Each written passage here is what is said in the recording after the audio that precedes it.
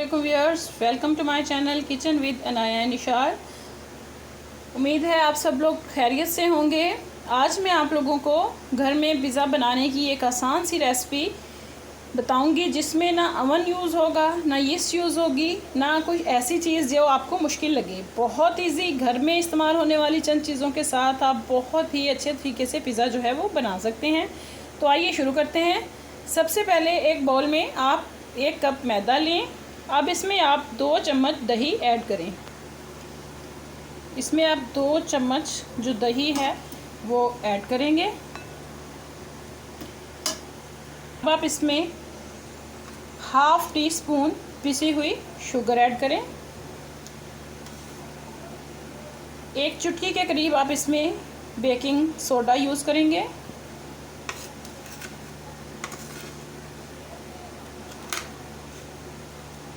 और ½ टीस्पून आप इसमें बेकिंग पाउडर यूज़ करेंगे।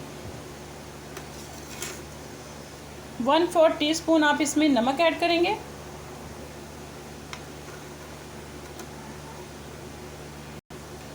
दो टीस्पून आप इसमें घी के ऐड करेंगे। व्यूअर्स, आप चाहें तो घी से हटकर बटर या फिर इसमें ऑयल भी यूज़ कर सकते हैं, मगर मैंने इसमें घी का इस्तेमाल किया है कि मुझे ये चीज़ डो में अच्छी लगती है।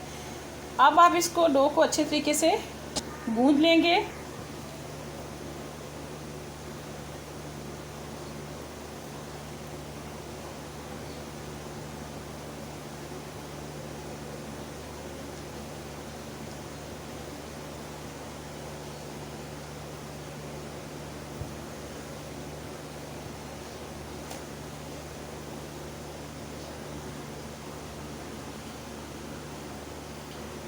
डो अच्छे तरीके से गूंद रही है। अब आप इसमें थोड़ा सा पानी ऐड करेंगे।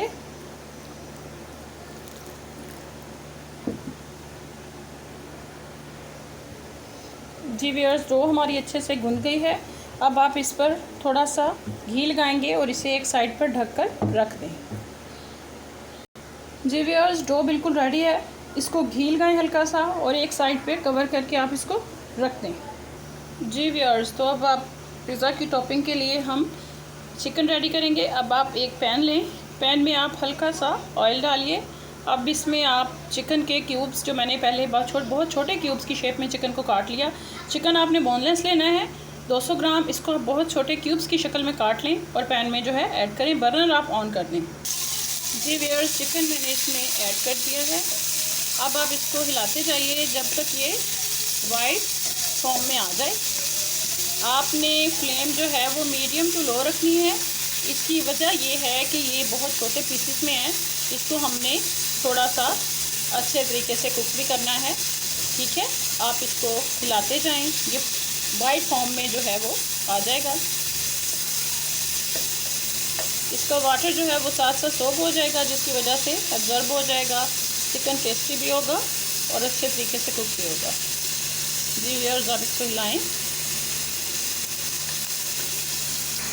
जी व्यूअर्स, देखिए ये बहुत अच्छे तरीके से कुक हो रहा है। अब हम इसमें ऐड करेंगे 2 टीस्पून शान टिक्का मसाला। इसे अच्छे से मिक्स कीजिए और इसे बहुत अच्छे तरीके से कुक कीजिए।